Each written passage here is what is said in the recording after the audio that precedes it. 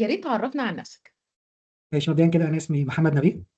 أنا حاليًا post doctoral student أو senior AI researcher في Fondazione Bruno Kessler ده بالإيطالي، وده يعني مكافئ زي مثلًا عندنا في مصر كده مركز بحثي موجود أنا في إيطاليا تحديدًا في مدينة ترنتو يعني. وده نفس المكان اللي أنا اتخرجت منه أو عملت الPhD بتاعتي فيه يعني، فخلصت وكملت الpost doctoral بتاعتي فيه يعني. فده باختصارًا أو إجمالًا. لو خلّينا بقى جبناها بالتفصيل من الأول كده، فأنا خريج كلية علوم جامعة عين شمس، قسم فيزيا، شعبة إلكترونيات، بتقدير عام جيد جدًا والأول على دفعتي. ما شاء الله. بعد كده الماستر برضه في نفس القسم. ب يعني الماستر ما فيش تقدير يعني، وبعد الماستر ابتديت إن أنا أتوجه إن أنا أقدّم على مِنَح لحد ما accepted في University of Trento في إيطاليا في منحة دكتوراه، وخلّصت الدكتوراه وكمّلت الpost doctor بتاعتي هنا، ودلوقتي مكمّل في نفس الطريق. اهم. ما شاء الله. أنا عايزة أسألك، أنت قُلت إن الlicense أو البكالوريوس يعني والmasters كانوا في الفيزيا، بس بعد إمم. كده في موضوع الدكتوراه حضرتك غيّرته، صح؟ فأنا عايزة أستفسر عن إيه علاقة الفيزيا بالspeech processing أو الاتجاه اللي أنت اتجهته في الدكتوراه. أنا باسألك السؤال ده لإن إحنا عندنا في الكلية بندّي للقسم عندنا بندّيهم فيزيا ورياضة وكده، والطلبة دايمًا تقعد تقول أنا كلية آداب، أنا مالي أنا ومال الفيزيا والرياضة وكده. فأهو حضرتك أكبر مثال إن هو حضرتك جيت already من تخصُّص فيزيا وبعد كده دخلت تخصُّصنا في الspeech processing. فممكن حضرتك تكلمني عن الجزئية دي، الانتقال حصل إزاي؟ ماشي، خلّينا نبدأ بس الموضوع من البداية شوية. زي ما قُلت لحضرتك أنا البكالوريوس بتاعي كلية علوم، قسم الفيزيا شعبة إلكترونيكس. والحمد لله اتخرّجت الأول على دفعتي، ولظروفٍ ما حصلت أنا ما اتعيّنتش في الكلية، في كلية علوم. إمم. وده نقدر يعني خلّينا نقول إن دي أول صدمة بياخدها شاب لسه متخرّج عنده 21 سنة، باني آماله وأحلامه كلّها إن هو زي ما بيقولوا كده إن هو مُعيد، فكلّه هيقول له دكتور محمد راح، دكتور محمد جه. فجأة محمد بيلاقي نَفْسه خلاص هو مش هينفع يتعيّن في الكلية، بيلاقي زمايله اللي متخرّجين من أقسام تانية بيتقال لهم يا دكتور وبتاع وكده. فدي كانت بداية الصدمة، بس هنا لازم الواحد يفكّر ماشي في صدمة حصلت، يا إمّا هتُقع وتبتدي بقى تشوف خلاص هتستسلم للظروف أو كده، أو هتبتدي لازم دايمًا يبقى عندك plan B وC خلاص الطريق ده ربنا قفله، فكده يفتح لك طريق تاني وأكيد مكتوب لك إن أنت تخش كده. بعد ما اتخرّجت كان في محاولات إن أنا أتعيّن في الكلية، ما حصلش نصيب لحد ما خلاص ربنا بيقرر إن أنت يفتح لك باب تاني، إن أنا باشتغل معيد في جامعة من الجامعات الأهلية، اللي هي الجامعة المصرية للتعلم الإلكتروني الأهلية. اهم. وهنا بادين للفضل لأستاذي دكتور السيد هشام. أنا يعني زي أحب أقول لحضرتك إن الراجل ده فضله عظيم عليّا. هو كان أستاذي في البكالوريوس، وقال لي يعني هاشتغل في الجامعة معيد basic science maths وphysics وكده. ومن هنا ابتدى يحصل إلى حدٍ ما بقى تغيير زي إيه، الshift في التخصُّص بتاعي، لإن كان من ضمن شروط إن أنا أسجّل الماستر إن أنا لازم آخُد مُشرف من الجامعة اللي أنا شغّال فيها، فكان هو طبعًا دكتور سيد. فهو كان شُغله في الsignal processing عمومًا. فالsignal processing إلى حدٍ ما هو بيمزج ما بين الphysics وما بين الcomputer science. فهنا ابتدى يحصل إلى حدٍ ما الshifting ده.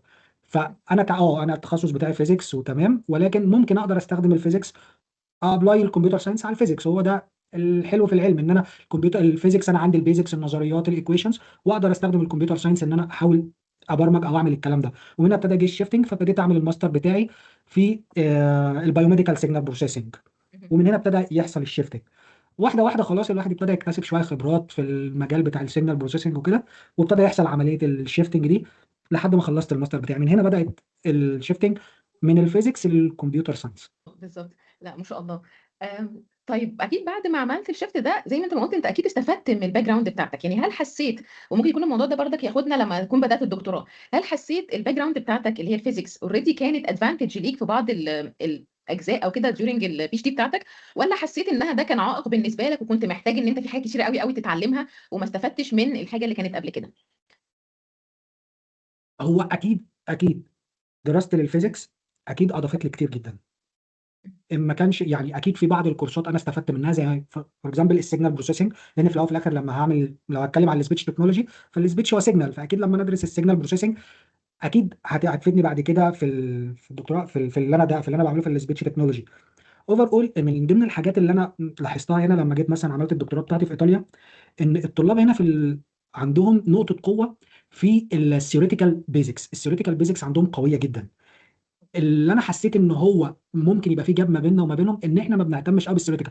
عندنا زي ما حضرتك قُلت كده فكرة أنا بادرس ده ليه ما دام مش هينفعني. لأ هنا يعني باحس إن في فرق. الطالب هنا كل حاجة بيدرسها هو متأكد إن هي هتنفعه، لو ما نفعتوش دلوقتي أكيد هينفعها بعدين. مهتم إن هو يفهم كل حاجة قدّامه. يعني مثلًا أنا قدّامي equation، هي الايكويشن ماشي اكس بلس واي ايكوال، بس الاكس دي بتعبر عن ايه، الواي بتعبر عن ايه. بلاحظ هنا ان هم، لا انا الايكويشن دي انا همسكها هشوف الايكويشن دي بتمثل ايه، كل بارامتر عباره عن ايه، وهكذا. فاكيد طبعا اللي انا درسته في الكليه في كورسات كتير جدا نفعتني لبعد كده، وفي كورسات في وقتها اكيد نفعتني. يعني في كورسات في وقتها اكيد اكيد نفعتني، ممكن ما استخدمتهاش بعد كده، لان استحاله طالب هيدرس مثلا فور اكزامبل في الترم كله 12 كورس، اكيد مش هيستخدم كل ال 12 كورس ان هو يكمل بيهم حياته بعد كده. ولكن في وقتها هي معرفه، والانسان مطالب ان هو ما يبقاش مخصص لحته معينه، لا اكيد لازم يبقى عندك جانب ادراكي لمجال اتنين تلاته، لان اكيد زي ما قلت لحضرتك انا عملت شيفت من الفيزيكس للكمبيوتر ساينس، فلو انا مش دارس سيجنال بروسيسنج كان هيبقى الشيفتنج صعب شويه. طبعا. ممكن ما كنتش اعرف ايه اللي كان ممكن يحصل بعد كده شيفتنج، ممكن كنت اعمل شيفتنج مثلا، احنا كنا بندرس كورس للانتنه، ما انا كنت ممكن اعمل شيفتنج واشتغل في مجال الانتنز وكده، فاكيد الكورس ده ينفعني. فانا هنا بنصح الطالب اي كورس انت بتاخده هيفيدك اكيد دلوقتي، لان انت هتنمي الجانب المعرفي عندك، وبعد كده انت ما تعرفش في ايه المستقبل بالنسبه لك، انت ما تعرفش اكيد هتحتاجه. واكيد اول ما بدات الدكتوراه جبت الكتب اللي انا كنت بستخدمها في البكالوريوس عشان ارفرش معلوماتي واقدر اراجع البيزكس عشان اقدر اكمل يعني.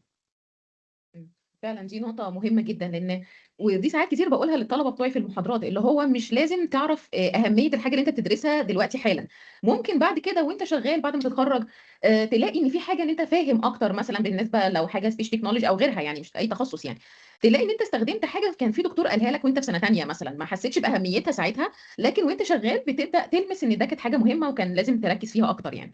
فعشان كده دايما بشجعهم إن هم يعني يحاولوا إن أنتوا تستفيدوا على قدر ما تقدروا، يعني بلاش اللي هو ايه، لا انا هستفيد ايه، هل الموضوع ده هيجيب لي فلوس ولا لا، هل مش عارفه ايه وبس يعني، لا لازم نكون نركز شويه في الدراسه بتاعتنا على قد ما نقدر.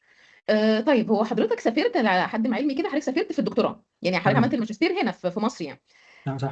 لو رجع بيك الزمن بقى، يعني كنت تسافر امتى، يعني كنت تسافر بعد التخرج على طول، ولا ان حضرتك عملت الماجستير هنا برضك اضاف لك يعني نوعا ما، فايه الافضل يعني بالنسبه لك؟ خلينا نقول نقطتين. ده تاني درس ممكن انا احكيه بعد درس ان انا ما تعينتش في الكليه، ودي اول خطه. تاني خطه او تاني حاجه نتعلمها، انا عايز بس مش بعمل. هي دي نقطه كلنا عايزين، بس هل انا عملت للحاجه اللي انا عايز اعملها؟ انا بعد ما اتخرجت عايز اسافر اعمل الماستر بره، بس هل انا سعيت اعمل كده؟ انا عن نفسي كان عندي قصور في الحته دي. فلازم لازم لازم اي واحد يبقى عارف ان هو لو ما عملتش مش هتوصل. دي انت اعمل اللي عليك والباقي ربنا. انا كنت عايز اسافر بره اعمل الماستر بره، حاولت اتواصل مع دكاتره كتير، ولكن كان عندي حاجات انا ما ساعدتلاش. مثلا هل انا مثلا ذاكرت الاختبارات بتاعت اللغه الانجليزيه زي الايلتس التوفل بعد البكالوريوس؟ لا، ما عملتش. طب هل مثلا اهتميت بمشروع التخرج بتاعي؟ لان دي نقطه مهمه جدا. احيانا طلبه الكليات العلميه ممكن يبصوا لمشروع التخرج، يعني دي انا عاصرتها لما كنت معيد، هو انا عايز اخلص وخلاص، عايز اخد الكريدت وخلاص.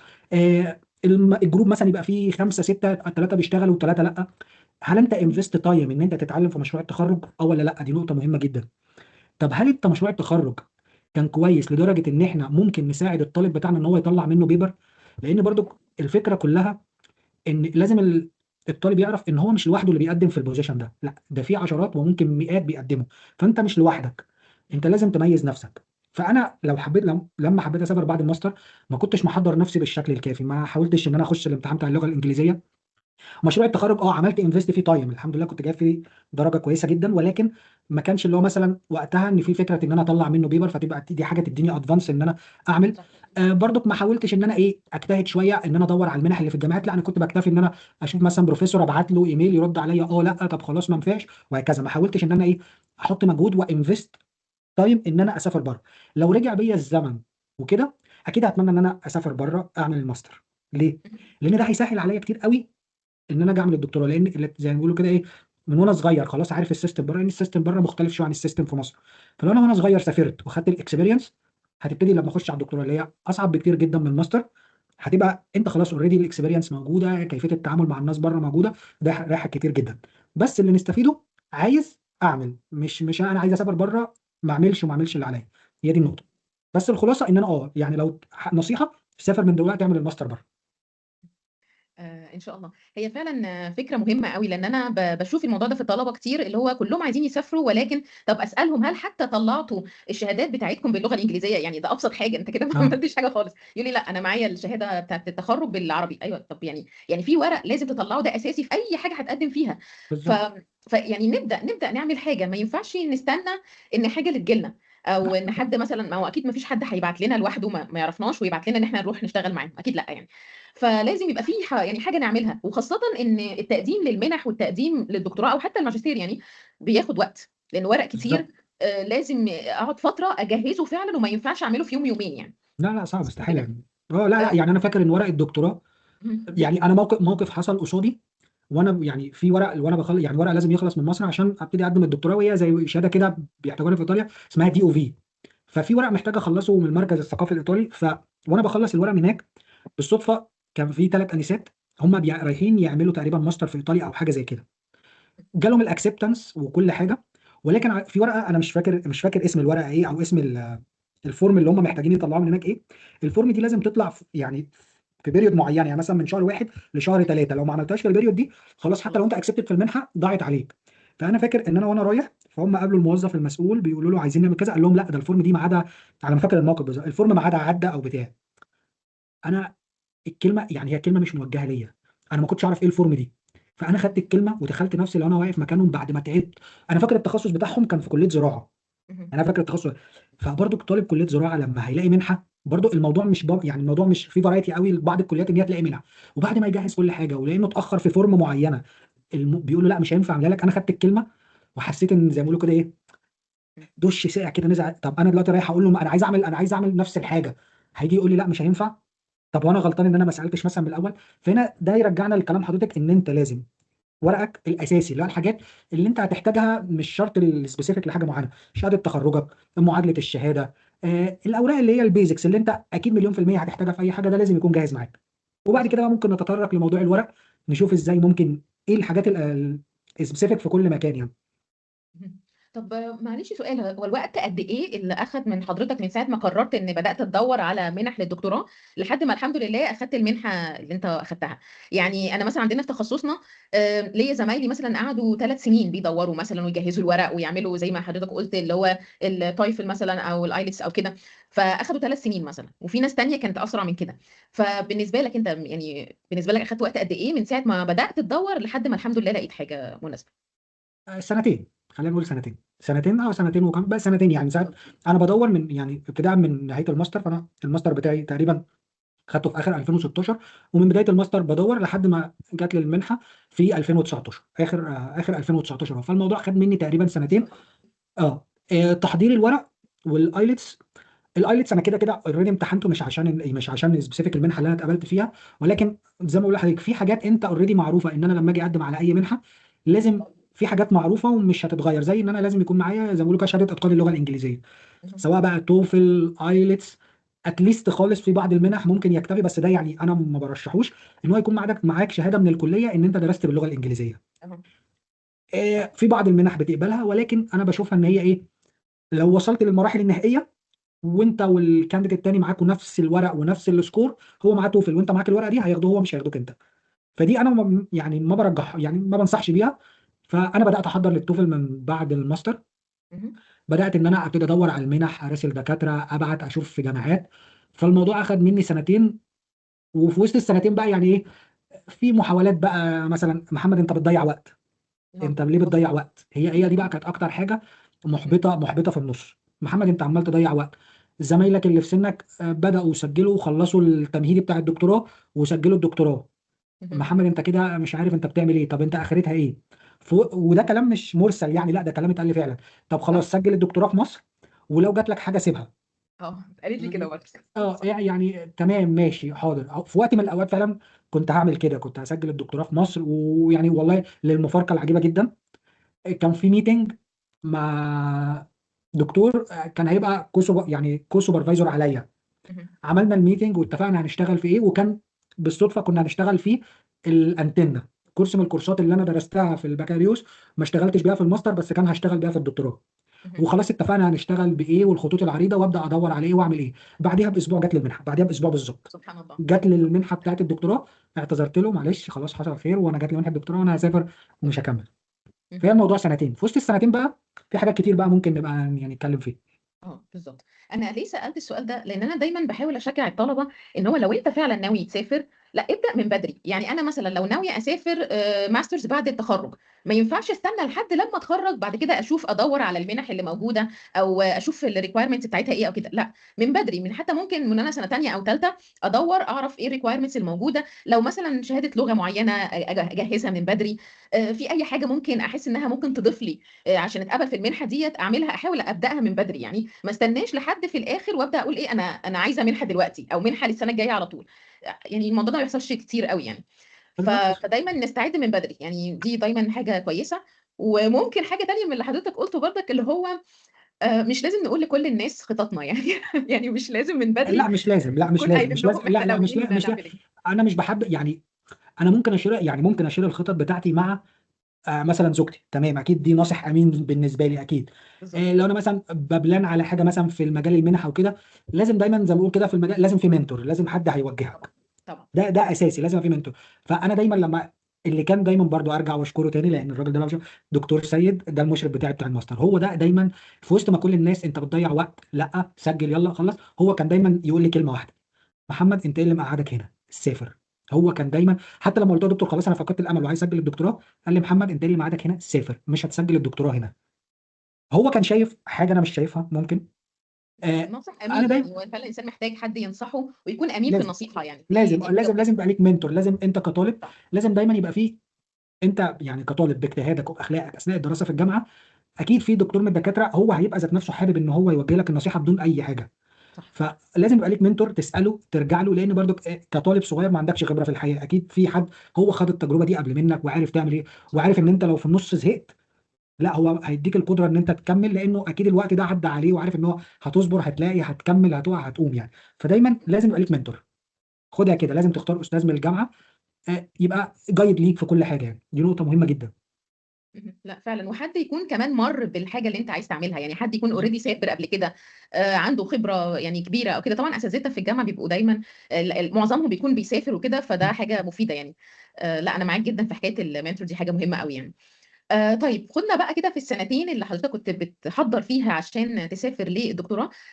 يعني قولي الخطوات كده اللي انت مريت بيها، خاصة ان حضرتك تتكلم عن خبرتك في ايطاليا بالذات، يعني لان ما اعرفش هل قدمت في بلاد تانية ولا كنت هي ده كان التارجت بتاعك من الاول في خلال آه السنتين دول. لا اكيد اكيد اكيد قدمت في بلاد تانية، يعني خلينا مثلا نبدا البدايه خالص، ان انا مثلا كنت بتارجت مثلا وليكن دوله معينه زي امريكا.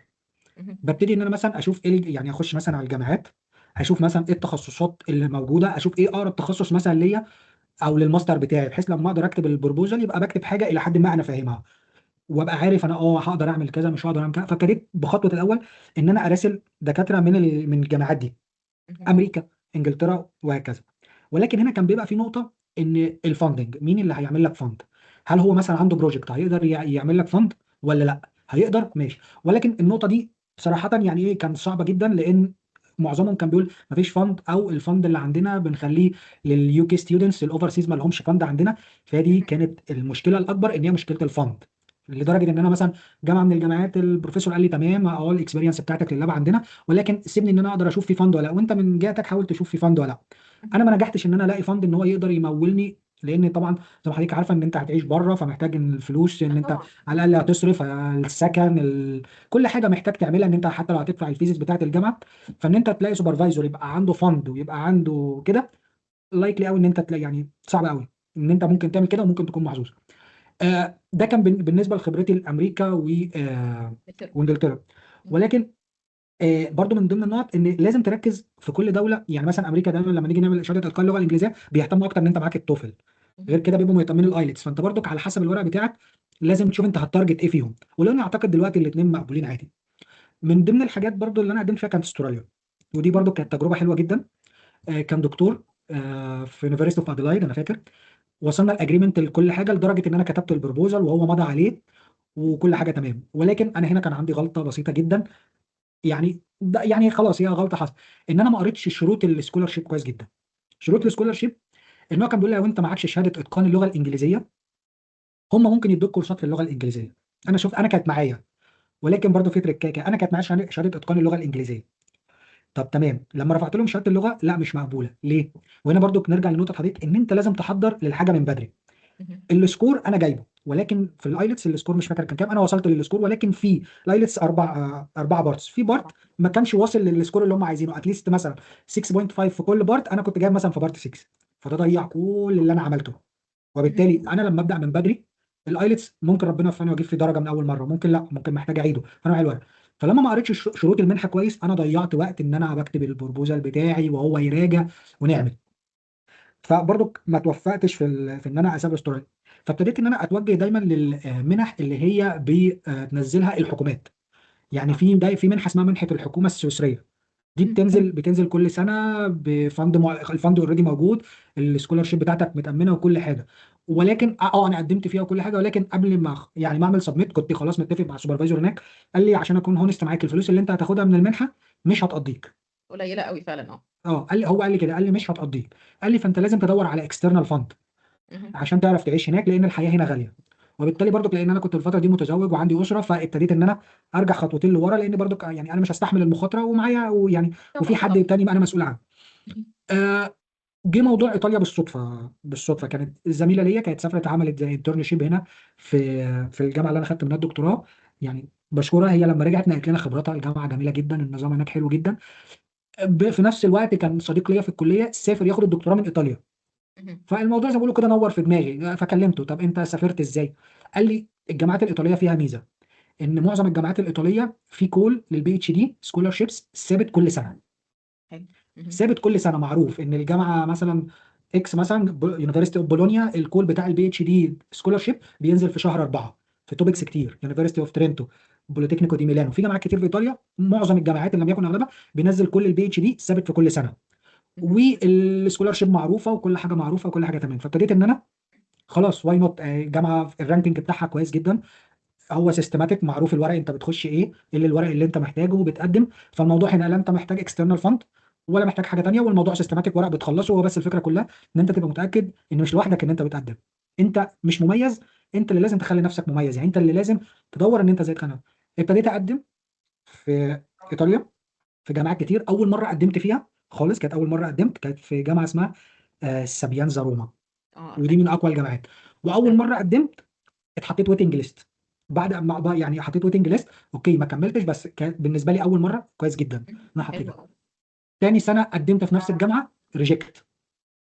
تمام، مفيش مشكله. لان برضو من ضمن الميزه هنا في الجامعات في ايطاليا ان في فيرست كول ده بينزل مثلا في شهر 4، وفي سكند كول بينزل حوالي في شهر 8. فانت لو ربنا ما كتبلكش الفرصه في المره الاولى، ممكن ترجع تاني وتقدم في المره الثانيه. فانا شايف ان الميزه هنا ان الموضوع يعني ايه، الموضوع سيستماتيك واضح. شويه، معروف البدايه والنهايه وكل حاجه معروفه، ما توفقتش مره فممكن تحاول تقدم تاني تاني. بنفس الورق بنفس كل حاجه. مهم. دي نقطة كويسة قوي. ومهمة قوي قوي فكرة ان احنا فعلا ندور ونعرف الكول فور بي اتش دي او المنح عامة الكول بينزل امتى، لان بالظبط. اغلب المنح بتنزل في نفس الوقت كل سنة، او مثلا هي كل سنتين او كده، فبتنزل في نفس الوقت. بالنسبة لانجلترا اعتقد ان بيبقى المنح بتاعتها مختلفة شوية في حتة زي ما حضرتك قلت انها تبقى لليو كي بس، يعني المواطنين بتوعهم بس. بس الاوفرسيز او الانترناشونال بيكونوا الكول بتاعهم بدري شويه. يعني انا فاكره كانت، لان انا كنت اتقابلت في ادنبرا بس ما رحتش، يعني رحت سويسرا في الاخر. كان الكول بتاعنا مثلا كان بيخلص الديدلاين كان في شهر 12، لكن في للناس اللي هم من اليو كي كان الديدلاين بتاعهم في شهر 3 تقريبا او 4. ففي فرق يعني في انواع او عدد كمان المنح المتوفره بالظبط. للاوفرسيز يعني. بالظبط.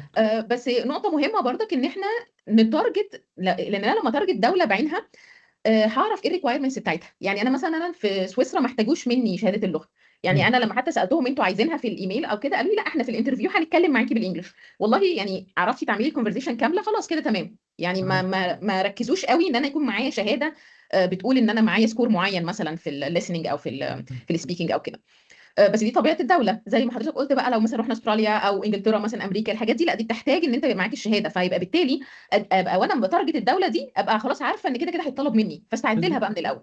بالظبط، طب. واستعد لها لان ده موضوع ممكن ياخد مني وقت، لان يعني انا طبعا. مش ضامن ده سكور. في الجامعه اللي انا قدمت فيها هنا هم برضو زي حضرتك كده، هم ما كانوش محتاجين، هم عايزين بروف للانجلش لانجوج بروفيشنز، انت بتعرف انت درست بالانجليزي بتعرف تتكلم انجليزي، فكان كافي جدا ان اطلع شهاده من الكليه ان انا درست في البكالوريوس والماستر بتاعي باللغه الانجليزيه.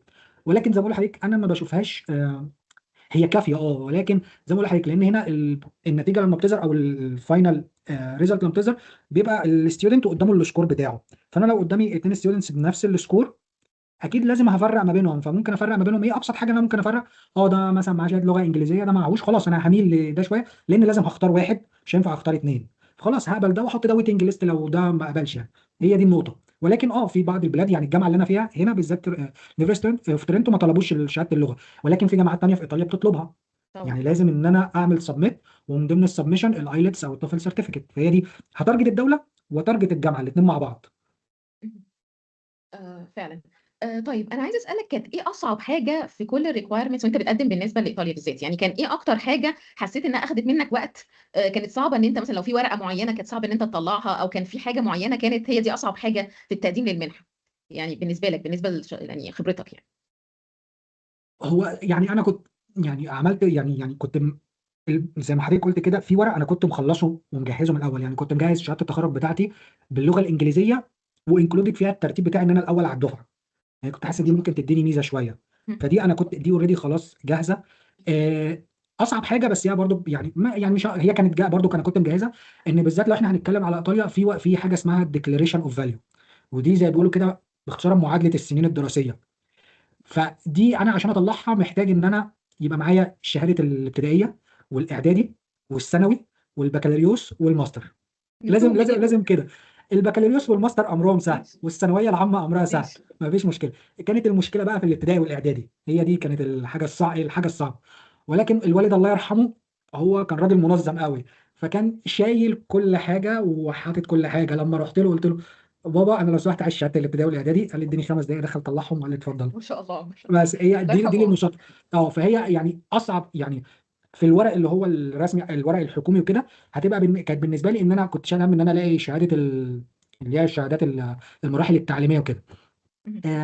ما اعتقدش ان كان في حاجه تانية صعبه، لان كلها حاجات خلاص. انا يعني هو انا مش محتاج غير شهاده التخرج بتاعه الكليه دي. لازم اذا لو باللغه الانجليزيه دي طبعا اكيد بتاخد وقت على ما بتعتمد. وبرضك احيانا واحتجت اللي هي الشهادات، بس دي ما كانتش كده. ولكن بقى لو الورق المنحه اكتر حاجه بتاخد مجهود ووقت بقى، اللي هو ازاي اكتب البروبوزال، ودي لو يعني طبعا. هنخليها بقى بعد كده. بس هو ما اعتقدش الورق كان فيه صعوبه، لان انا كنت بادئ من بدري ان انا بجهز وبعمل يعني. مم. وهل طلبوا منك انك تكون عارف اللغه الايطاليه، ولا كان يكفي ان هو شهاده اللغه الانجليزيه فقط لا يعني؟ الحقيقه لا، اللغه الايطاليه لا ما كانتش مطلوبه، لان الدراسه هنا باللغه الانجليزيه. ولكن طالما هتعيش في بلد، يبقى انت لا، حتى لو مش هتعلمها دلوقتي بس لازم اتعلمها بعد كده. بس صح. يعني انا بحاول، بس يعني لحد دلوقتي لسه ما بقتش متقن فيها، بس بحاول يعني، بحاول اتعلم بجانب الشغل. ربنا يقويك يا رب. لان انا ليه بسال السؤال ده؟ لان في طلبه كتير بتبقى خايفه انها تقدم لدول معينه، لان هي بتبقى انا مش عارفه اللغه يبقى اكيد هيرفضوني. لا مش شرط يعني، اهو حضرتك لا قدمت مش اهو في هقعد ايطاليا كده. واتقبلت الحمد لله من غير اللغه. انا نفس الفكره لما قدمت في سويسرا الحمد لله، ما كنت برضك ما فيش اللغه اللي هي اللغه الالمانيه ما كانتش معايا وقتها. بس عادي يعني اكتفوا باللغه الانجليزيه، نظرا لان الشغل والدراسه ذات نفسها باللغه الانجليزيه، فما كانتش عائق يعني في لا البدايه. يعني ما اعتقدش ان هي، يعني هتكلم بالنسبه لي، يعني انا مش بتكلم ايطالي كويس تمام، بس حتى هي مش عائق في الشغل وفي الدراسه، هي مش عائق. لسبب لان انا هنا بدرس باللغه الانجليزيه، حتى الكورسات اللي باخدها باللغه الانجليزيه، اللي خدتها باللغه الانجليزيه، الشغل كله بالانجليزي، الريسيرش كله بالانجلش، كل حاجه بالانجلش. برضو يعني في طالب ممكن يخاف يقول لك طب انا عايش هناك ازاي؟ لا انا قعدت واتعاملت عادي حتى في المصالح وانا بخلص ورق وبتاع وكده. خلاص بقى في شات جي بي تي، في ترانسليتور، على الاقل هيبقى اتكلم هيترانسليت هوري له. لا مش عائق خالص ان انا ما اعرفش لغه البلد ان انا ما اعيش فيها. لا مش حاجه تخوف الواحد. ممكن تكون حافز ان انت تتعلم لغه جديده. يعني خدها من النقطه دي هتبقى احسن بكتير. حافز. وطبعا دايما احنا بنشجع لتعلم اللغه للبلد اللي انت هتكون عايش فيها، عشان كمان تفهم اكتر ثقافه ده الدوله طبعا يعني، ده عشان طبعا ما ده, تبقاش ده دي منعزل هي او دي كده. اهم حاجه. يعني انت هتعيش في مكان لازم تتعلم لغته عشان تتاقلم مع المكان ده. انت لو هتعمل فيه دكتوراه فمش اقل من 3 سنين انت قاعد في المكان ده. ماستر مش اقل من سنتين. فانت استحاله تبقى قاعد 3 سنين او سنتين معزول عن البيئه اللي حواليك، هتصاب بالاكتئاب زي ما بيقولوا، انت لوحدك، مفيش حد، مش عارف تتواصل بره الجامعه مع حد. فدي صعبه شويه، ولكن مش عائق. صعبه بس مش عائق. يعني ما تخلكش ان انت ما تقدمش ولا انا مش هروح ومش هعمل. لا، قدم وروح واعمل واتعلم. ما نجحش ان انت تتعلم 100%، ما فيش مشكله. طريقه برضو لدراستك وحاجتك، فربنا يوفقك ان شاء الله يعني. باذن الله باذن الله. طب كنت عايزه اتكلم في نقطه الريجكشن يعني. ساعات احنا بنقدم وحضرتك برضك قدمت وكده، واوقات عادي المنحه ما تتقبلش او كده يعني عادي. ممكن اسالك كم مره تقريبا حصل عمليه ان انت تجيت ريجكتد من سكولرشيب او كده؟ طول يعني لو السنتين ممكن يعني. طول السنتين اللي انا كنت بحد يعني طول السنتين اللي انا كنت بقدمهم كان بيحصل ريجكشن، ده اكيد يعني. كم مره؟ اكيد كتير. يعني خلينا نقول مثلا اللي انا متاكد منه ان هم فوق ال 70 80 مره مثلا. كتير. ومش لا، كلهم، وده ومش دليل ان حضرتك قدمت كتير، ما دي حاجه ايوه، حلوه ومش يعني. انا لسه عندي الميلات اللي انا كنت ببعتها للدكاتره. يعني احيانا كنت ببعت ميلات لبروفيسورز في جامعات معينه، في منهم اللي بيرد بيريجكت ان هو ما عندوش، وفي اللي ما بيردش اصلا. فما بيردش اصلا ده بعتبره ريجكشن. ده خلاص، اكيد ما شافش الايميل اساسا ممكن، ما او شافش الايميل او ما اساسا حسش حتى. ان هو عايز يرد يعني اساسا. هو مع أصل اكيد اكيد بروفيسور في جامعه في ترتيبها مثلا من اقوى 10 جامعات على العالم مثلا، هبعت له اكيد في مئات بيبعتوا له في نفس التوقيت، مش في نفس اليوم. اكيد مش اقل من 70 80 إن ما كانش اكتر، لان كنت كل يوم اصحى الصبح اروح الشغل، اخلص السكشنز اللي ورايا، افتح لستة الجامعات. انا مثلا محدد الجامعات دي، خلاص انا هنا بعت الدكاتره في الجامعات دي، بشطب عليها اشوف الجامعه اللي بعديها. فاكيد كتير يعني 70 80 ده رقم قليل. ده اللي كنت ببعت لهم يعني على الميل. ان انا اقدم في جامعات دايركتلي، لا برضك يعني. حتى هنا في ايطاليا حصل لي ريجكشن مثلا، في اتحطيت ويتنج ليست، في مره ريجكت في نفس الجامعه. يعني مره ويتنج ليست، السنه اللي بعديها ريجكت في نفس التوبيك بقى يعني، عادي مفيش مشكله. في ريجكت في جامعه ثالثه. يعني في ايطاليا لوحدها تقريبا حصل لي ريجكشن في 3 جامعات او 4 جامعات لوحدها يعني. ده غير اللي انا قدمته وما كملتش، فطول السنتين تقريبا ريجكشن. فدايما لازم يبقى الطالب يبقى عارف ان الاصل، يعني انا كلمه سمعتها، ان الاصل هو الريجكشن. ان انت تتقبل، هو ده ده المختلف يعني. هو ده اللي مش الطبيعي. بس لان لازم تبقى في قاعده دايما عندك كده، زي ما قلت لحضرتك، مش انت الوحيد اللي بتقدم، احنا عشرات ومئات بنقدم. فانت فعلا لازم تبقى جاهز. انت بتنافس لازم مع تبقى كل جاهز الناس يعني. وتميز نفسك. هو ده اللي هيخليك تتقبل. ووقت ما انت بتقدم، يعني في مره انا قدمت فيها في جامعه في هولندا، التوبيك بتاع البي اتش دي هو كوبي بيست من التوبيك بتاع الماستر. وانا بقدم انا كنت فاهم جدا كل حاجه بعملها، وخلاص، وانا من قبل ما الكول تطلع انا عامل حسابي ان انا هتقبل. خلاص ده هو كل حاجه انا بعملها، وفجاه جالي ريجكت. صدمه. ماشي خلاص، طب ليه انا ريجكت؟ انا ليه؟ طب ما انا مقدم كل حاجه وفاهم كل حاجه والكلام ده. انت ما خلاص في حد تاني يعني. برضك من ضمن الريجكشن، وده بقى كانت زي ما بيقولوا كده ايه، ريجكشن على لاست ليفل. قدمت في الجامعه، عملوا الانترفيوز، عملنا تمام خلاص، في الليفل الثاني وصلنا في الاخر ثلاثه هيعملوا الانترفيو. تمام، عملنا 3 انترفيو، عملوا ريجكت واحد، بقينا 2. اخر انترفيو مين اللي هيتقبل، انا او واحد تاني؟ هو اللي اتقبل وخلاص. فمن ضمن الحاجات برضو اللي انت ممكن تحاول تعملها، ممكن تسال انت ليه ريجكت، ما هو في اكيد في حاجه لازم انت تعرفها. وهنا كان الريجكشن برضو ما اعرفش هل ده جايز يكون حاجه بسبب وبتاع. قال لي إيه، انتوا الاثنين نفس الخبرات، نفس كل حاجه، نفس الكواليفيكيشن، كل حاجه. قال لي بس الفرق، ودي حاجه دايما طالب الماستر يهتم بيها، ان الببليكيشن بتاعته، الامباكت فاكتور بتاع الجورنال اللي نشر فيه هو كان اعلى منك شويه. هل ده دليل ان الريسيرش كواليتي بتاعه عالي؟ الى حد ما يعني، مش قوي، مش قوي، ولكن مش حاجه تعيب ما انا ممكن اكون عامل هاي عشان انتوا كواليتي ريسيرش. متساويين فلازم الهاي كواليتي يطلعوا حاجه الريسيرش بتاعي تفرق. عالي، بس ريفيور يعني هنا برضو ما زي ما بقول لك، انا ريفيور شاف الريسيرش بتاعي مش عاجبه خلاص. فهو لازم هيبقى في معيار. المعيار ايه؟ ان الجورنال ده كان الامباكت فاكتور بتاعه عالي. وبالتالي فانا خلاص اضطريت اختاره. خلاص ادي ريجكت وعادي واتقبلت، ولازم خلاص صدمه اهدى، في اكيد في فرصه تانيه وثالثه ورابعه، وما تيأس. فسنتين او اكتر من الريجكشن ده، مليون في المية. لا لا، فعلا. وهي اهم حاجه الصبر، يعني ان احنا نفضل نقدم، لان اكيد يعني في الاخر هنوصل لحاجه مناسبه يعني. ما دام انت بتسعى هتوصل. ما نحبطش يعني. هي النقطه الاوليه، انا ليه سالتك على عدد بالذات، عشان فكره ان انا عايزه اشجع الطلبه ان هي مش مجرد ان انا اقدم مره او اتنين وخلاص كده، واترفضت يبقى الموضوع مش ليا واروح اشوف لي حاجه تانيه. لا يعني لو فعلا حد هو ده هدفه، يبقى لازم يقدم اكتر من مره. حتى لو اترفض اكتر من مره دي مش النهايه يعني، لا لا لا، نقدم تاني اطلاقا. ونشوف. اطلاقا قدم مره واثنين، طالما ده هدفك اسعى ووصل له. هتقع عشرات المرات، وهتوصل مره وهي المره. خلاص يعني انت بتقع كتير عشان توصل لمره، وهتبقى هي المره. ما فيش زي ما بيقولوا كده، انت طالع جبل يعني، فعشان توصل لقمه الجبل فانت هتتعب كتير. اللي بيطلع جبل ما بيمشيش خطوه ولا اتنين، هي دي النقطه.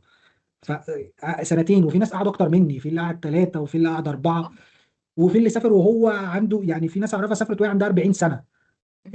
طول الفتره دي هو بيدور وبيعافر وبيحاول، ووصل ولقى. فلا، اللي هيتعب من الاول، لانه اصله لما يتعب عشان يدور على المنحه، لما يسافر هيفتكر قيمه تعبه ده، فهيشتغل كويس. خليه برضو نكون بيشتغل ويتعب، لانه مقدر قيمه الحاجه اللي تعب ووصل لها. اللي ما سعاش او كده، ممكن واحد من مره او اتنين تجيله، بس ده قليل طبعا، وده صعب قوي. ده صعب قوي، ولكن اللي بيجي سهل بيروح سهل، خلينا نكون متفقين كده. انما اللي يتعب وحاجه، ده هيتعب وهيوصل، لانه تعب على ما لقى الحاجه دي. بس مره واتنين دي صعبه يعني، من اول مره او تاني مره دي صعبه يعني، ما اعتقدش ان هي ممكن تحصل. لا يعني انا بتحصل بس. شخصيا، يعني انا قدمت في تمبرا وقدمت في زيوريكا. اه والحمد لله يعني قدمت، كنت عايزه اروح ادنبرا بس في الاخر رحت زيوريك، وكان الاثنين جولي الحمد لله يعني. فما قدمتش كتير يعني. انا عن نفسي من ساعه ما قدمت على زيوريك لحد ما سافرت كان بالظبط 4 شهور يعني. هو بس ماشي، نصيب بس يعني. خلينا نقول نقطه، بس حضرتك سعيتي وكنت مجهزه نفسك من الاول، ما هو تمام، ما هو يعني انا كان ممكن معايا اسافر من الورق اول مره والحاجات عشان دي. انا مجهز من قبليها يعني حضرتك مجهزه الورق من امتى؟ من قبليها بسنتين ثلاثه، كل حاجه جاهزه من بدري، فانت حضرتك طبعا مشيتي كنت سنين بطلع كتير عشان الحاجه على توصلي طول. لده. انما انا مش متخرج وانا عايز اسافر دلوقتي، قدمت مره في اتنين، لا انا هسافر، لا. ابقى استعد من قبلها صح يعني. انا بالظبط، لو انا ناويه، لو انا حابه ان انا اول ما اتخرج اسافر، يبقى انا من وانا طالبه بستعد يعني. بالظبط مفترض ابقى كده، كده يعني. بالظبط. لا ده طبعا يعني انا معاك جدا يعني. education. امم لان يعني انا مثلا من اسباب ان انا كنت اتقبل في المنحه بتاعت زيوريك ان انا كنت ناشره بحث من الماجستير في انتر سبيتش بتاع نفس السنه. ف حاجه عظيمه.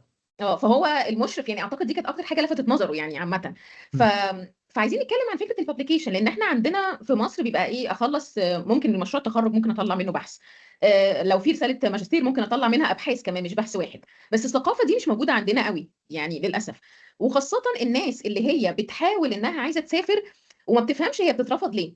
امم يعني ما ممكن يكون ده من الاسباب يعني. انت ممكن تكون عامل شغل هايل في الماجستير وفي مشروع التخرج، بس ما فيش دليل عليه يعني. انا هو بالنسبه له هو هيعرف منين لو الموضوع ده ما اتنشرش او ما اتقالش في مثلا في مؤتمر او كذا. ف... فايه رايك في الموضوع ده يعني؟ انت حضرتك نشرت حاجه قبل كده قبل ما تسافر ولا لا يعني؟ خبرتك كانت ايه في الموضوع ده؟ هو خليني بس اقول لحضرتك ان حضرتك تنشري بحث في انتر سبيتش من الماستر، دي حاجه عظيمه. دي حاجه والله، لا فعلا، ده لو تعلمون حاجه عظيمه جدا، بالذات في الانتر سبيتش. الناس اللي شغاله في السبيتش تكنولوجي عارفه ان التوب كونفرنسز في السبيتش انتر سبيتش واي كاسب. فدي بالظبط. دي حاجه عظيمه جدا. خلينا يعني مثلا على التجربه، لان انا سافرت خدت الماستر من مصر وسافرت. انا من الماستر كان معايا 5 بيبر. ما شاء الله. الخمسه كانوا كلهم جورنال، ما كانش فيهم كونفرنس. هي يعني كان السوبرفايزر بتاعي هو كان بيحب ينشر في الجورنال، وكانت مم. جورنالز في شبرينجر، يعني كانت جورنالز كويسه. وده ساعدني ان انا لما اجي اسافر الماستر ان انا حطيت الليست اوف بابليكيشن، مم. وبالتالي كانت هي نقطه قوه بالنسبه لي. حتى لما جيت هنا قال لي انا مش هقول لك ازاي تكتب بيبر، انت جاي وناشر 5 جورنال بيبر، وبالتالي فخلاص انت عندك الخبره كويسه، وبتبقى نقطه قوه ليك. ليه؟ لان برضو من ضمن الحاجات اللي انا لاحظتها هنا، ان الماستر في ايطاليا، الطالب اللي بيتخرج من ماستر في ايطاليا مش شرط ان هو يتخرج من ماستر وهو نشر بيبر، بتبقى حاجه بلس، يعني بتبقى حاجه زياده، عملها ما عملهاش ممكن يتخرج عادي، لان هم الماستر عندهم هنا متقسم كورسز بكريدتس ياخدها، واخر 6 شهور تقريبا يعمل السيسس بتاعته. صح. فعمل السيسس بتاعته وقدر يخرج منها بيبر، ماشي. ما عملهاش مفيش مشكله، هيخش وهياخد الجريدز بتاعته وكل حاجه تمام. فدي مش حاجه كده. فانا فاكر ان انا لما بدات الدكتوراه هنا فكنا بناخد كورس اسمه اكاديميك رايتنج تقريبا. مم. فمن ضمن يعني الايفالويشن بتاع الاكاديميك رايتنج ان احنا نكتب شورت بيبر حوالي 4 ورقات، وهنعمل سيميوليشن كده لعمليه الريفيو. كلنا هنسبميت البيبر للانستراكتور بتاع الكورس، وهو هيبعت البيبر ده ونعمل ريفيو. فانا بعد الكورس رحت له، قلت له احنا يعني معلش انا بعمل ده ليه؟ قال لي عشان تتعود تكتب اكاديميك رايتنج يعني. قلت انت له كاتب طب انا 5 اوريدي. قلت له طب انا والله يعني هو مش افتخار، بس انا ما كنتش عايز ان انا اخش ان انا ايه يعني اصل اضيع وقت واكتب بيبر وريفيو. قلت له طب انا هقول لك على حاجه. قال لي قلت له انا ناشر 5 بيبر، منهم بيبر في جورنال انا السنجل اوثر، انا اللي قمت بيها كلها لوحدي يعني. قال لي بجد؟ قلت له اتفضل. ايه كنت طابعها ومجهزها واديتها له. قال لي ده كويس جدا، بس عشان الايفالويشن هتعمل كده برضه. قلت له ما فيش مشكله، بس انا بعرف حضرتك ان انا اوريدي عندي الخبره. ما هو افرض انا كتبت البيبر، واحد تاني زميل ليا قال اللي هو كاتبه ده وحش، فمش هيبقى هو معيار ان هو يحكم عليا. لا، لو حصل كده انت اللي هتحكم مش هو اللي هيحكم. مم. فده مهم جدا ان انت، بس اعتقد ان في مصر لازم عشان الطالب يناقش الماجستير لازم يكون معاه بابليكيشن، اعتقد هي دي النقطه. مش كل فخلينا نقول ان مش كل الكليات. مش كل الكليات. اه خلينا اقول اجباري يعني. ان لازم يبقى عندك النقطه دي.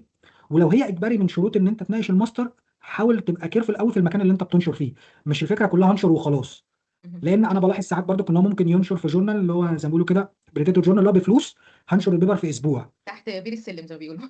اه، انت ممكن تكون عامل شغل حلو جدا، وهنا برضو ده نقطه هيضر، الصبر. ده هيضر عامل اكتر شغل ما حلو ينفع. جدا، وبس انت مستخسر ان انت مثلا تستنى ان انت تبعت لجورنال كويس، يستنى تقعد فيه 6 7 شهور احيانا عشان يجي لك اكسبتنس على بيبر كويسه جدا تنفعك بعد كده. لا استنى معلش، استنى، اصل انت اللي هتدفعه برضو رقم مش قليل. يعني لو جورنال تحت بير السلم هتدفع رقم. لا استنى، خلي البيبر بتاعتك يعني انا بقول لناس اعرفهم، يعني البيبر دي هي تاج الشغل مش الرساله. الرساله دي احنا هنطبعها ونحطها في مكتبه الجامعه، بس لو في واحد بالظبط. مهتم بشغلك عمره ما هيجيب رساله 200 ورقه يقعد يقراها، هتبقى صعبه قوي الا لو هو يعني ايه انترستد قوي. انما لو عايز يعرف انت عملت ايه هينزل بيبر ويقراها. فده مهم لطالب الماستر. طب طالب البكالوريوس، ده يرجعنا لنقطه ان احنا قلنا انفست تايم في مشروع التخرج بعد اذنك. مشروع تخرجك ده هو من يكن اهم الحاجات اللي انت عملتها. اتعلم، اشتغل بايدك، اعمل حاجه كويسه تجبر المشرف بتاعك ان هو يقول لك احنا ممكن نطلع بيبر من الشغل ده. صدقني لو عملت كده وجيت تقدم على الماستر، لو قلنا اللي مقدم 10 ممكن تلاقي 2 3 منهم هم اللي معاهم بيبر وهو خارج من البكالوريوس بتاعه. فعلا هي قليل هي دي قوي النقطه. الناس تعمل انها تنشر من وقت بدري. عددهم عامه حوالين العالم قليل، بس ده زي ما حضرتك قلت كده بيديك ميزه عن غيرك، لان احنا فعلا هي دي النقطه الاساسيه اللي لازم نرجع لها دايما. احنا لما بنقدم على منحه او اي بوزيشن بره، انت مش بتنافس زمايلك في المحاضره، لا لا انت لا، بتنافس ده كل العالم. كل ف... العالم. فانت ايه الميزه يعني انت بالنسبه للمشرف كده، ايه الميزه اللي هتكون موجوده فيك احسن من غيرك عشان يختارك؟ يا اما بقى بالظبط. بابليكيشن يا اما لغه. يعني دي كانت بتحصل، يعني مثلا انا اشتغلت في سويسرا والمانيا. مم. في المانيا ساعات مش مطلوب برضك، كان مش مطلوب مننا ان احنا نتكلم الماني، بس كانت ادفانتج. يعني حتى بالظبط. لو مش مكتوبه في الاعلان، بس لما يجي حد انا قدامي واحد ما يعرفش الماني والتاني واحد يعرف الماني، لا كنت بختار اللي بيعرف الماني اكيد، لان ابسط حاجه يعني مش هبقى مثلا. متكلف وانا بتعامل معاه، لان برضو زي الفكره كلها، انا في مصر لما اجي اتكلم مع واحد انجليزي احس ان انا متقيد. هو نفس الحكايه، هو الماني لما يجي يتكلم مع واحد انجليزي حتى لو هو فلوينت هو عايز يتكلم براحته وبطلاقه يعبر بتاع. وبالتالي انا لو في واحد اعرفه بيتكلم لغه البلد اللي هو اللغه نفس اللغه بتاعتي، هقدر اتواصل معاه بكل سهوله. مش هبقى مضطر ان انا اشوف سنين من الكلمه دي والكلام والجمله صح، الجرامر صح، الكلام ده عشان المعلومه توصل له، ده اكيد مليون في الميه. بالظبط. طيب انا حابه ارجع لنقطه حضرتك قلتها، اللي هي لما نترفض من منحه او من اي بوزيشن، يعني احنا ممكن نسال هو كانت ايه اسباب الرفض. صح، يعني حضرتك قلت النقطه دي. انا عايزه اكد عليها في فكره الناحيه التانيه بقى، ان دايما بنصح الطلبه اللي هو بلاش الكبر. يعني انا بشوف في ناس مستمره انها تقدم نفس السي في ونفس البروبوزل ساعات ونفس كل حاجه، وانا لازم هفضل اقدم لحد ما اتقبل. ايوه بس ممكن يكون في حد اداك فيدباك مفيد. مش كل الفيدباك لازم اشيله، لا ممكن يكون فيدباك فعلا يخليك تحسن السي في بتاعك، يكون في مثلا كورس معين انت محتاج تاخده، حاجه فعلا هتفيدك. فايه راي حضرتك في النقطه ديت؟ لان انا بلاقي بقى الناحيه التانيه طلبه كتير هي هتفضل تقدم بنفس الحاجه اللي معاها، مش هتحاول طول السنتين ولا الثلاثه اللي بتقدم فيهم، مش هتحاول انها تحسن اي حاجه، تفضل نفس الحاجه هي بتفضل تقدم بيها. فايه راي حضرتك في النقطه دي يعني؟ ما هي يعني اكيد انا اول مره هقدم فيها وهترصد فيها، اكيد في نواقص، اكيد انا في عندي نواقص حصلت او في حاجه. وهنا اصل انا لو كبرت في الموضوع ده، طب انا ما حبيتش اعرف النواقص ايه، هيفضل في قصور في الحاجه دي. فهي دي النقطه. اصل انت هنا الموضوع ما فيهوش داعي للكبر، لان زي يعني ايه، مش عارف اعبر. اصل انا هكابر على ايه الموضوع؟ انا مش توب زي ما بيقولوا كده، انا ما وصلتش لقمه الهرم عشان انا ما حدش يعدل عليا. لا انا لسه في بدايه الطريق بتاعي، انا طالب لسه صغير في السن. قلنا في الاول لازم يكون لي جايد ومنتور يقدر يقول لك ايه النواقص اللي عندك. اترفضت في منحه، تمام، مفيش مانع ان انا كونتاكت انا ليه اترفضت، ايه الغلط، ايه المشكله اللي عندي، او ايه الحاجه اللي اقدر اعدلها. جايز تكون مشكله خارجه عن ارادتك زي ما قلت لحضرتك قبل كده. الجورنالز اللي انا نشرت فيها مثلا الباك فاكتور بتاعها قليل، خلاص دي حاجه حصلت مش هقدر اعدلها. بس ممكن يكون السي في بتاعي اصلا ابسط حاجه، السي في بتاعي مش على نظام معين زي ما بيقولوا النظام اللي هو الاي تي، ابسط حاجه خالص. انا راجل شفت تمبلت سي في ملون كده، عجبني قوي السي في بتاعي، حطيت صورتي، حطيت الوان كتير، كتبت من ضمن الحاجات السي في الشورت بايو بتاعك ان ده كاتبه عشوائي جدا، انا اسمي كذا متخرج من كذا، ما حطيتش فيه الكورسات اللي انت خدتها، وبالتالي السي في بتاعك دخل على سيستم ريجكت من الاول. انت الورق بتاعك ما عداش اصلا مرحله السكريننج، يعني دي من ضمن الحاجات. وبالتالي لا لازم يعني انا اترفضت ما كبرش، انا اترفضت ليه؟ لو هدفي ان انا فعلا اسافر، ما هو انا عايز اسافر، اترفضت اعرف غلطي ايه اصلحه، هترفض تاني في اخطاء تانيه لحد ما اوصل لكام. لا دي ابسط حاجه بنعملها لما بنيجي البيبر فيها ريفيو، بيجي لنا ريجكشن وفي كومنتات. هو مش بيريجكت بس، هو بيريجكت وبيدينا كومنتس، بستخدم الكومنتس دي عشان اطلع فيرجن تانيه احسن، اعمل لها سبميت تاني وهكذا. هي دي النقطه. مفيش حد بيجي له مثلا ريجكشن على البيبر بتاعته خلاص انا مش هبعتها تاني، خلاص البيبر يا اما هبعتها في هي هي. بيفكروا كده على فكره، يعني في ناس يعني مثلا بالنسبه كويس للبيبرز مثلا دايما لما يجي الريفيوز يقولوا خلاص، يعني حتى يقولوا انا مش هعمل الفيدباك ده، انا هقدم البيبر هي بس الجورنال تاني ممكن يكون اقل شويه فهيقبلوها. طب ليه ما احسنش من البحث اللي معايا؟ يعني خاصه ان الريفيوز اللي بتجي لنا دي من ناس المفترض انها فاهمه في التخصص، يعني مش اي حد. فليه ما اخدش فعلا كلامهم؟ لو طبعا هو كلامهم مفيد، يعني انا مش قصدي ان هو يكون كلام فيه احباط او كده، لو كلام فعلا مفيد طب ليه ما اخدش واحسن والبحث بتاعي يبقى احسن من الاول، السي في بتاعي يبقى احسن وهكذا. يعني لان انا بقابلها كتير دلوقتي، الطلبه لا لا خلاص هو انا كده وده السي في بتاعي، انت ما قابلتهوش غيرك هيقبله. لا ما بتمشيش كده قوي. يعني لو حد اي منحه او اي جهه ادولك فعلا فيدباك، لا استفيد منه. يعني دي دايما النصيحه اللي نقولها يعني. اكيد بقى استفيد من الريجكشن اللي جالك في المنحه، اعرف ايه الاسباب كده. بعت بيبر او بابليكيشن ما اتقبلتش، استفيد من حتى لو مش هتعملها، بس اكيد اعرف ايه الريفيوز، لان انت ممكن تعمل لها سبميت في مكان تاني يجي لك نفس الريفيور فيقول لك نفس الكومنتس تاني، فتبقى انت ضيعت وقت تاني ان انت كده. ولكن لا، اي حاجه بتقدر تستفيد منها، كومنت جالك اي حاجه هتتعلم من اخطائك. وده مش في المجال الاكاديمي عموما، ده في اي حاجه في حياتنا يعني. اي واحد بيقول لك على حاجه لا ده غلط، بتتعلم وتشوف ده غلط، مش هعمله، ده صح. فده المفروض يبقى هو ده الاتيتيود بتاع كله، او في المجال كمان الاكاديمي. خليه اتفضل. بس عايز ارجع يعني معلش نقطه بسيطه اتفضل. لما كنا بنتكلم عن الريجكشن، لان برضك انا شفت مثال لطالب يعني، ده برضك انا حابب اقوله، لان برضك ده ممكن مثال يحتذى بيه. هو طالب مصري قابلته في اي كاست كونفرنس، بس مش السنه دي، السنه اللي فاتت تقريبا، السنه اللي فاتت حاجه زي كده. كان في 2024 تمام. ده الطالب المصري الوحيد اللي البيبر بتاعته اتنشرت في اي كاسب. يعني لما جم يعملوا ما شاء الله. المابنج كده بتاع الكانتريز، كان في بيبر واحده بس خارجه الافليشن بتاعها من مصر، هي كانت البيبر بتاعته دي. ما شاء الله. هل هو استفاد من الموضوع ده؟ استفاد. هو فين دلوقتي؟ ما شاء الله بيعمل الماستر بتاعه في كندا، ما شاء الله. في مكان محترم جدا.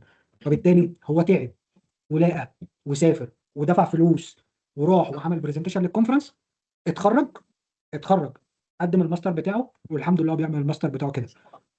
تمام. ما شاء الله. صدفه خريج جامعه اسكندريه برضه. اما احنا جامعه اسكندريه جامدين قوي. يعني هو خريج جامعه اسكندريه يعني. فهو الحمد ربنا لله. يوفقه يعني. لا يعني ربنا اعجبت فعلا بالتجربه بتاعته.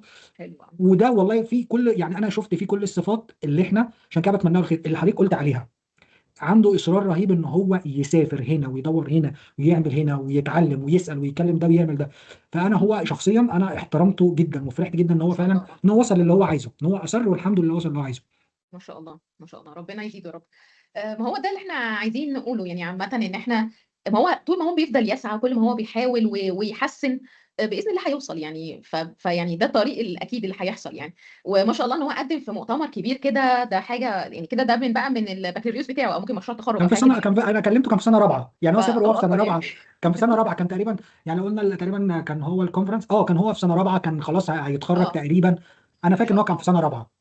فهو لا حاجة خلص، حلوة انا قوي حتى انا يعني. اتفاجئت. فهو اه. انا يعني قلت له يا ابني ما شاء الله عليك، ربنا يزيدك يعني انت. ولسه ما شاء لحد الله. دلوقتي لما بكلمه، لا ربنا يحميه، عنده خطط وباني انا عايز اعمل كذا وعايز انشر في المكان الفلاني. ما شاء فيعني لا، الله. انسان ربنا يوفقه. ماشي ربنا يعني اللي يزيده. احنا بنقوله ده، الواحد بيفرح ان بيلاقي فعلا في حد عارف كده وبينفذ الكلام ده، وعارف هو هيعمل ايه ويوصل فين. فاتمنى له الخير يعني. بإذن الله. وده ممكن يجيبنا للسؤال اللي جاي بعد كده على طول. هي احنا لما بنروح مؤتمرات، من طبعا احنا بنعرض شغلنا والكلام ده، مم. دي حاجه مهمه.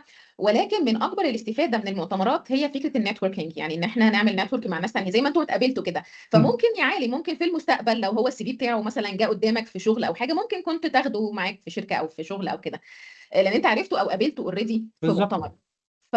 فدي برضك حاجه ممكن ناكد عليها من فوائد ان احنا ننشر بدري، لو قدرنا طبعا، لان طبعا موضوع مكلف يعني ان احنا نسافر لمؤتمر او كده. ولكن من اكبر الفوائد ان احنا بنعمل نتورك مع ناس، بالظبط. في الاخر هيبقوا دول الناس اللي احنا هنشتغل معاهم بعد كده. يعني انا تقريبا كل الوظائف اللي انا خدتها كانت ناس انا قابلتها قبل كده في بالظبط مؤتمر. النتوركينج، وعارفين بقى، عارفين واتقابلنا واتكلمنا ان بيرسون اتليست. لما اجي اعمل معاه مثلا انترفيو، لو انا هشتغل معاه وهو مثلا الهيد، خلاص هو عارف الشخص ده، هو اتكلم معاه ان بيرسون. فلما يجي يتكلم معاه فورمال انترفيو، هو اوريدي عنده باك جراوند مين ده وعمل ايه، وانا شفت شغله وشرحه لي وعمل.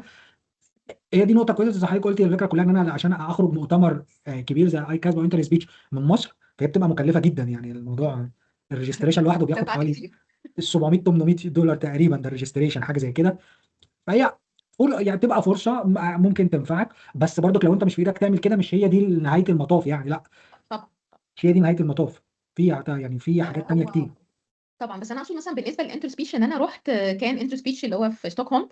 انتر سبيتش كاسكا ذات نفسها اللي هي الاسوسيشن بتعمل ترافل جرانتس. طبعا ما بالظبط. ما تتكفلش بكل حاجه، ولكن طبعا يعني كان احسن من بتساعد ما فيش احسن يعني. ما فيش، بتساعد فساعدت بالظبط. بالظبط. فانا عن نفسي مثلا لما سافرت انتر سبيتش انا خدت الترافل جرانت ديت يعني بتاعت اسكا. ففادتني جدا الصراحه. طيب، فهي فكره طبعا اللي هي النتورك، وفكره ان احنا نعرض شغلنا، ما دي برضك يعني لان هي دي سكيلز معينه بتعمل حاجه. انا للاسف سمعتها لما كنت في سويسرا، هي فكره الكريديبيليتي. م. احنا مشكلتنا ان احنا جايين من مصر مثلا، او جايين من، مش معناها ان احنا دوله اقل او كده، ولكن هم ممكن ما يعرفوناش قوي. بالظبط. فبالتالي هو مش واثق قوي في الشهاده اللي انت واخدها. هو انا سمعت حاجه اسمها جامعه اسكندريه، بس مش عارف الكواليتي بتاعت الخريجين بتاعتها قد التعليم ايه. فيها الخريجين. مش حاجه وحشه، هو مجرد ان هو هو ما بني عندوش ما بالظبط، صادفوش في ما حياته عندوش حد من جامعه معلومه اسكندريه. ما عندوش معلومه عن قوه الجامعه او قوه الدراسه بالظبط. فيها بالظبط. عشان كده هم بيتفاجئوا عاده منا بعد ما نيجي نشتغل معاهم يعني. فانا اقصد مثلا انا بالنسبه لي هو قال لي انا كنت لما بيجي لي، ودي سمعتها للاسف من اكتر من بروفيسور هناك، بيقول لي لما بيجي لي ايميل لما الاقيه حد جاي من مثلا من مصر او بلاد مشابهه يعني، بيقول لي انا بصراحه ما كنتش بقرا الايميل اساسا، مش فاضي يعني، ما كنتش بديله اعيره اي أهمية. اهتمام يعني. لكن قال لي لما انت قدمتي وكنتي ناشره في انتر سبيتش، انا كنت نفس السنه مم. كنت في انتر سبيتش، فهو بيقول لي لا ده اداكي كريديبيليتي عاليه بالنسبه لي. يعني انت دلوقتي لما تقولي لي انا عملت الماسترز في كذا، ماشي تمام، بس انت لا ده انت نشرتي بحث منه، فانا كده حسيت ان انت لا ده كده البحث بتاعي يقيم بطريقه كافيه ان هو يتنشر. فده بيديك كريديبيليتي عاليه، خاصه لو انت جاي من بلاد مش مشهوره قوي بالنسبه مش للناس. مشهوره بالظبط، جامعاتها مش رانكد على، يعني مش رانكد كفايه ان هي اه تبقى معروفه، هي دي النقطه بس اللي هو ايه. ما يعني لان مثلا زيوريك كانت في المجال بتاعنا ال 25 تقريبا الخمسه اعلى بالظبط، وقتها يعني. بالظبط. فانا جايه جامعه اسكندريه اللي هو انت مش معانا في نفس احنا تعليمنا كويس، بس هي الفكره كلها ان هو مش مشهورين للاسف. مش واخد السمعه ان مهم. خريج الجامعات دي هم اقوياء تعليميا. يعني مثلا خلينا نضرب مثال هنا في ايطاليا مثلا، لو هنا في طالب متخرج مثلا من يونيفرسيتي اوف بادوفا، لا معروف ان الطالب ده بيرفكت. هو خلاص واخد، هو معروف ان الطالب ده بيرفكت. يعني مثلا لما بنيجي هنا في جوب بوزيشن وبنلاقي السي في ان الطالب ده متخرج مثلا من يونيفرسيتي اوف بادوفا، يونيفرسيتي اوف بولونيا، بوليتكنيكو دي ميلانو، سابيانزا روما، اوريدي الطالب ده احنا واثقين ان هو طالب متعلم كويس. وهكذا كل الجامعات الايطاليه، بس انا بتكلم يعني ده اللي جه قصادي، فاحنا واثقين ان بالظبط. الطالب ده متعلم كويس جدا.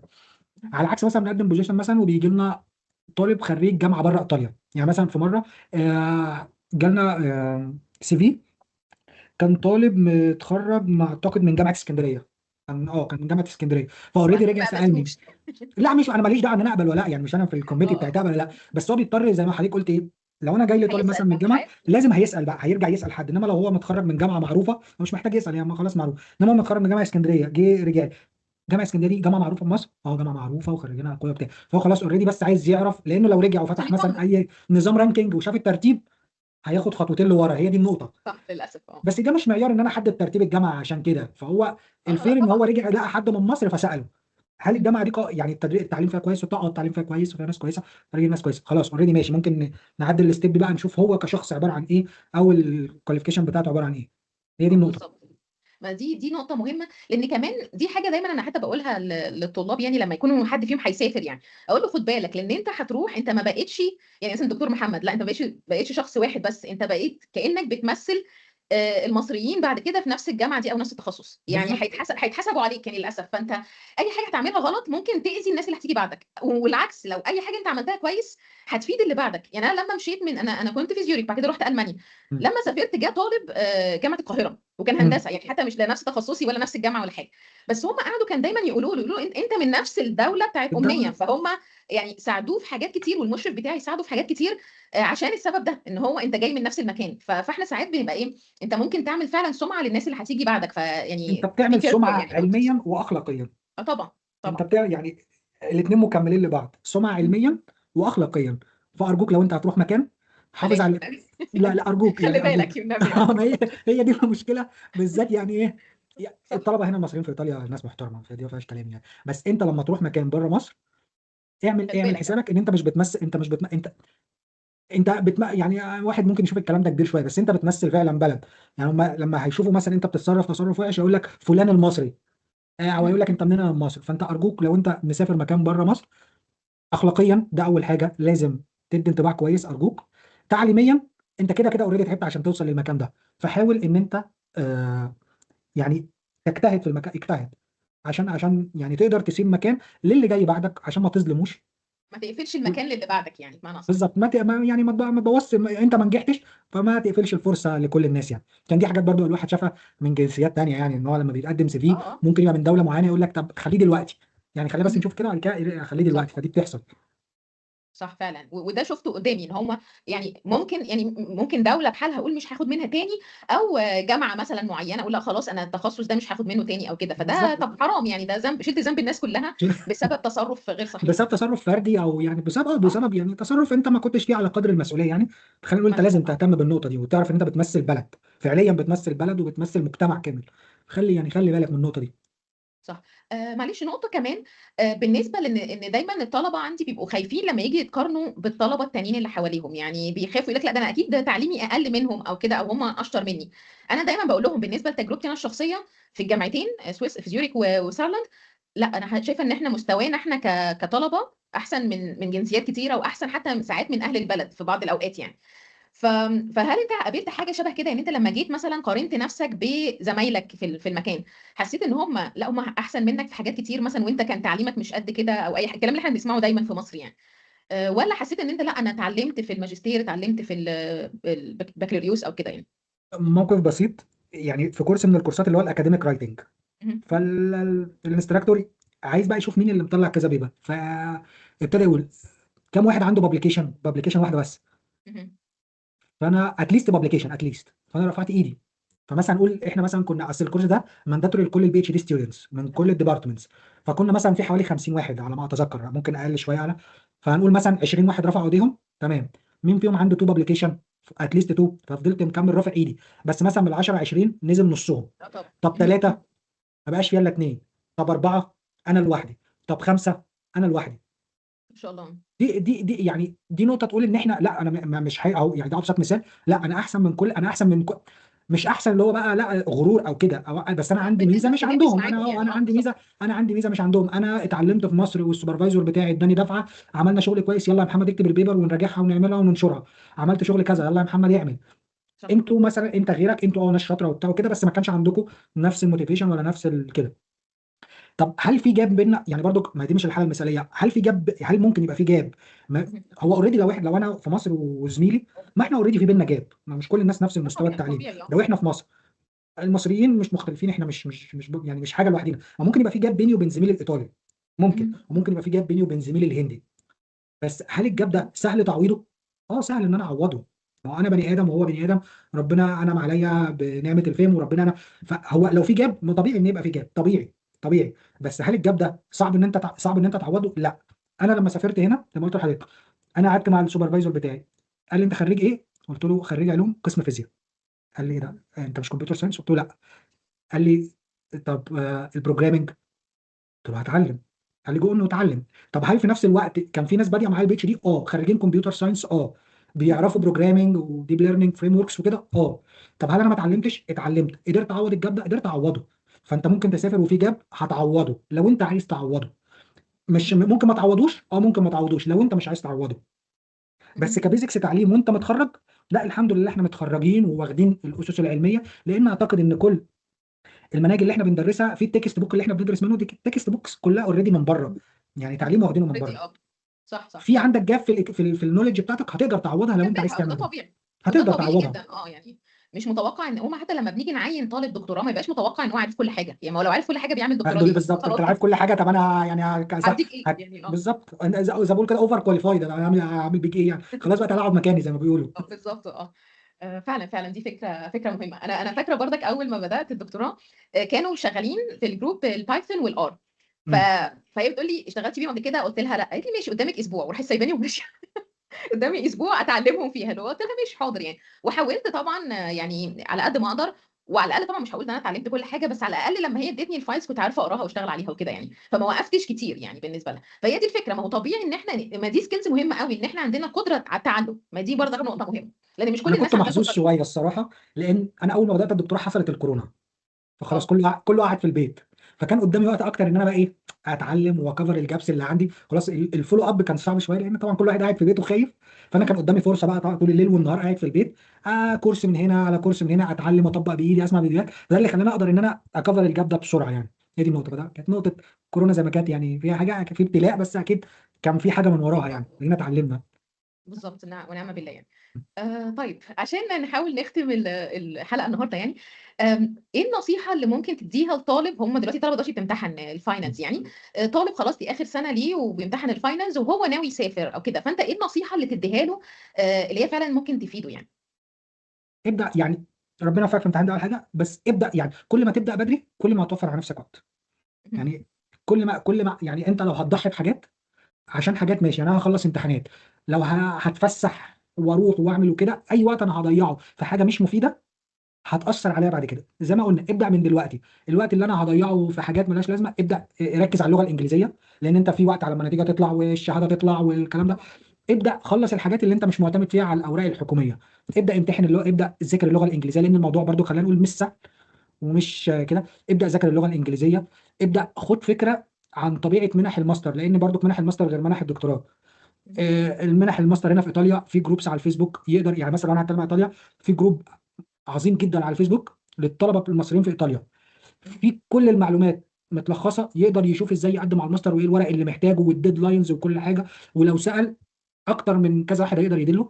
استغل وقتك ده، خلص خد اجازتك، استمتع اسبوع تمام مفيش مشكله. ابدا من دلوقتي، ابدا بدري عشان تلحق توصل للي انت عايزه، لان العمر بيعدي بسرعه. مم.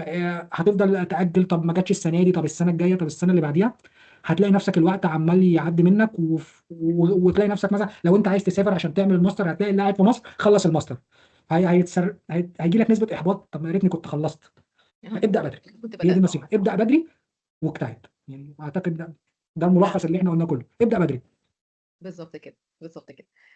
ما شاء الله، يعني هو فعلا والله كلها معلومات مفيدة جدا، وأنا شخصيا استفدت منها، وبإذن الله أنقل المعلومات دي كمان للطلبة وإن شاء الله يستفيدوا منها. فشكرا جدا دكتور محمد على المعلومات ديت، وشكرا إن أنت وافقت إن أنت تشاركها معانا، وبجد يعني خلاص إحنا عرفنا كده، لو ناويين على نقدم على إيطاليا خلاص عارفين هنعمل إيه إن شاء الله. تمام. ماشي. اي حد محتاج اي حاجه يعني موجود على لينكد ان، فيقدر يبعت لي. اخر حاجه نصيحه ممكن اديها للطالب، برضك اهتم باللينكد ان بروفايل بتاعك. مم. اهتم باللينكد ان بروفايل بتاعك، لان ده من ضمن الحاجات ان انا لو عايز اتعرف على واحد اكاديميا هخش اشوف اللينكد ان بروفايل بتاعه. اهتم باللينكد ان. ولو انت طالب كمبيوتر ساينس اهتم بالجيت هاب شويه، اي مشاريع عملتها او اي حاجه عملتها ارفعها عليه، ارفعها عليه.